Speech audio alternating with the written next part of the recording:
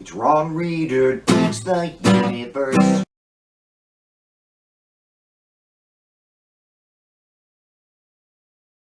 I'm Ron Reader, and this is Ron Reader Digs the Universe. And tonight, Fascism's Little Helper. I focused a great deal of this show's energy on the conservatives, and rightly so. They've morphed before our very eyes into a powerful fascist movement now on the brink of winning it all.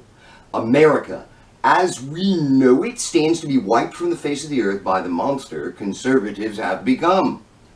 How did they become so powerful? How did they become so crazy? Like I said, I have hit on that topic in terms of conservative rhetoric and action over and over. They've worked their asses off for this for decades, but they could never have gotten where they are today without a lot of help from a bunch of people who are not conservatives. Let's go back in time a few decades to the 1970s, when Democratic majorities, still luxuriating in their New Deal reputation as the party of the working man, ruled D.C. No one seemed to realize it at the time, but in a quick 20 years that would change dramatically. You see, the 70s was when the shipping industry started using the all-new cargo containers that could be unloaded directly to trucks and trains as semi-trailers and rail cars. This dramatically lowered the cost of global shipping, which opened the door wide to the offshoring of manufacturing in order to dramatically lower the cost of labor, which from this point on would consist of workers in lesser developed nations working for peanuts shit.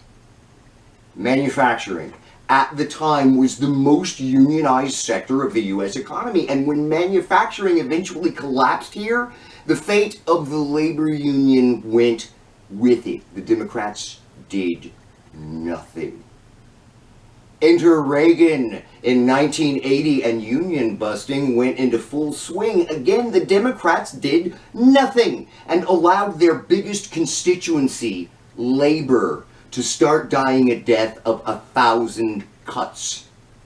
Reagan was popular, really popular, and his crackpot Reaganomics, also known as neoliberalism, became popular too. So this popularity, coupled with the GOP natural advantage with political fundraising, when you shower the rich with money, you know, neoliberalism, the rich notice and reward you. The Democrats were getting their ass kicked by the 1990s, and that's when the weak, impotent, apathetic Democrats made their deal with the devil. They shifted right, triangulating Republican-like positions on various issues, particularly economics, because the Dems wanted to get some of that rich people money too. And it appeared to work. It got Clinton elected. Yay, Democrats. Clinton, of course, then proceeded to continue dismantling unions, as with NAFTA, and now, by and large, because Republicans couldn't ever get away with it themselves politically, we started to see Bill Clinton leading a neoliberal, democratic dismantling of the social safety net and industry regulations. By the end of the 1990s, all of Washington embraced Reaganomics. Both parties, the press, everyone. Neoliberalism became the establishment's conventional wisdom, and Democrats, not Republicans, did this. The Bush and Obama eras were more of the same. Democrats on the run, Democrats seemingly incapable of rising to the new hyper-aggressive, hyper-hostile, take-no-prisoners style of GOP politics. With a long-running, ineffective Democratic Party backing him, Obama's signature accomplishment, healthcare, was tailored to suit the tastes of the HMOs and Big Pharma. Tainted legislation is what that was and still is, and all of this set the stage for Trump and fascism. When I talk about right-wing economics becoming bipartisan, it isn't simply some abstract academic notion. The democratic embrace of neoliberalism has ended the single breadwinner family. It has made people go into heavy debt to finance their education. The bankruptcy rate is always increasing. Economic anxiety is a continual way of life for most of the country now.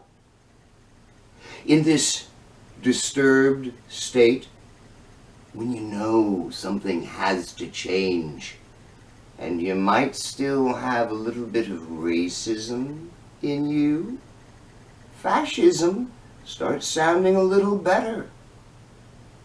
It starts sounding even better when you know the Democrats won't help you. It starts sounding fantastic when a charismatic authoritarian showman like Trump promises you everything. The so-called deplorables didn't simply pop in out of thin air.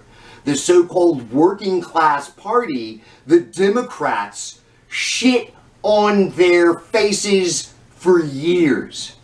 I mean, you know, they shit on all our faces.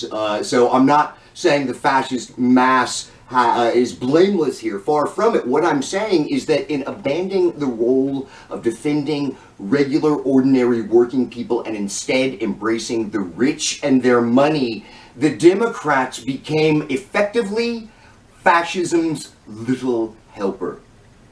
They still are. And we are so fucked because of it. I'm Ron Reeder, and this has been Ron Reeder Digs the Universe. Join me, Ron Reeder, again next week for another episode of Ron Reeder Digs the Universe.